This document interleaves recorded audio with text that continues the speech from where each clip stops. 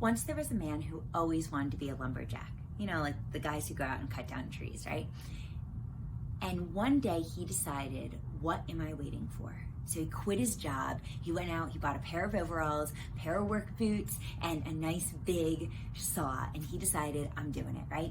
So the next morning he shows up at the lumber yard, the guys are thrilled to have him out there, and he gets to work. And the first day on the job, he cuts down 7 trees.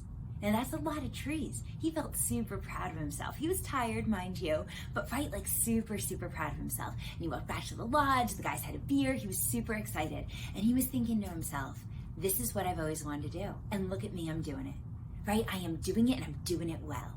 So the next day he shows up and he's super excited, still his body a little tired, gets out there and he's only able to cut down like 6.5 trees.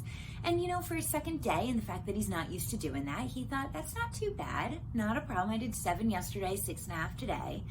All right, I'll give myself a little bit, right? He gets out the third day and still only able to cut down like 6.5 trees a day. And a couple days go by and he's still at like 6.5 trees a day. A couple more days go by and all of a sudden he's doing like only 6 a day. And then a few more days, a week or so goes by and he's down to like 4.5 trees max a day. And so he starts getting to work a little earlier, thinking like, man, I used to be able to do 7. I need to get back up to 7. So he gets to work earlier and he's trying harder and he decides he's gonna skip lunch because he needs to make sure he hits this quota of getting back up to 7 trees a day. And so he's skipping lunch and he's staying late and he's still only able to get like 4 trees a day. And then he's only getting like 3.5 trees a day. And he's super frustrated. Now he's coming in early, now he's working through lunch, now he's staying late and he's only able to get like 3.5 trees a day. Now he's frustrated. So one day, after a long, hard day out in the lumber yard, he's walking back towards the lodge. He's the only one that's still out there. He's got his shoulders slumped down, his head down, and he's dragging his saw behind him. And he's feeling really defeated, right? At first he thought, man, I'm living into my purpose. I'm doing exactly what I wanted to do.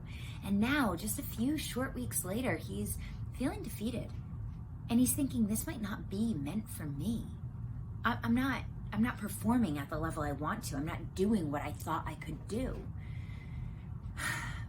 So he's on his way back to the lodge, really contemplating whether this is the right path for him, when he bumps into one of the most experienced guys on the lumber yard. And he walks up to him and he kind of gives him a little punch on the shoulder and he says, hey man, what's going on? You look sad, you look frustrated. What's happening? He said, just a couple of weeks ago, you were the most cheery guy out here. What's happening?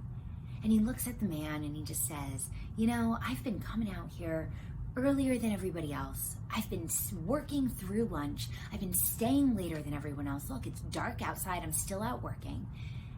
And I'm only able to cut down like 3 trees a day. I used to be able to do 7. Maybe I'm not even any good at this anymore.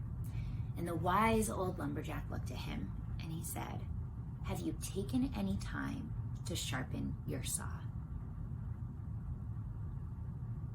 How often do we go through our days without taking care of the most important tool that we have in order to perform our job at the level that we want?